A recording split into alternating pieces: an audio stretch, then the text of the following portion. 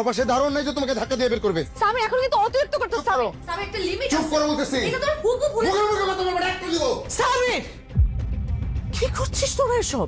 Hello আসসালামু আলাইকুম বন্ধুরা, নতুন 38 নম্বর পর্বের নতুন মোড় নিতে যাচ্ছে। যারা চ্যানেলটি সাবস্ক্রাইব করেননি আমাদের চ্যানেলটি সাবস্ক্রাইব করুন সবার আগে 38 নম্বর পর্বটি পেতে।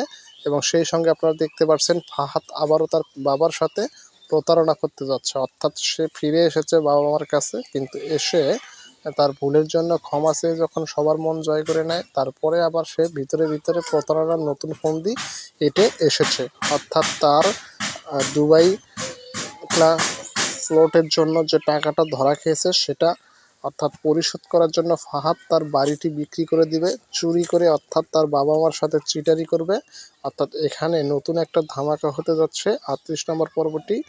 সবার আগে সর্বশেষ আমাদের চ্যানেলটি সাবস্ক্রাইব করে দেখার জন্য সঙ্গে থাকুন।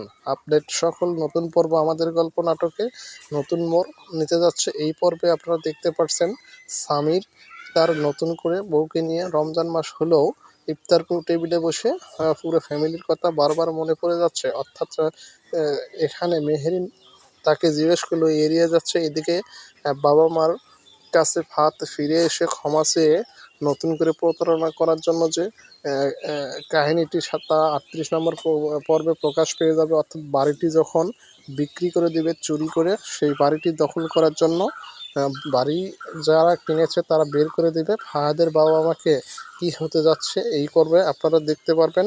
অর্থাৎ এদিকে সামির তার ছোটোখাটো ইনকাম হলেও তার ফ্যামিলিকে অর্থাৎ মেহরিনকে নিয়ে অনেকটাই সুখী সম্পূর্ণ জীবন কষ্ট করে হলেও চালাচ্ছে। আর বাবা মা আবারও অর্থাৎ দুই ছেলের কাছ থেকে যে কষ্টটা পেয়েছে সেটা নতুন করে আবারও পেতে যাচ্ছে। ফাহাদের কষ্ট দেওয়ার উপর কষ্ট আবারও সহ্য করতে হবে। বাবা মা নীরবে নিঃসন্দেহে বাড়িহারা হবে যখন। এই পর্বে আপনারা দেখতে পারবেন আরেকটি গুরুত্বপূর্ণ বিষয় যা ধামাকা হিসেবে আপনাদের সামনে আসতে যাচ্ছে। এবং যারা আমাদের চ্যানেলটি সাবস্ক্রাইব এখনও করেননি তারা অবশ্যই 38 নম্বর পর্বটি দেখার জন্য সাবস্ক্রাইব করুন। মা হিসেবে আবারও যে কতটা কষ্ট সেটা এই নাটকে আবারও প্রমাণ হয়ে যাচ্ছে।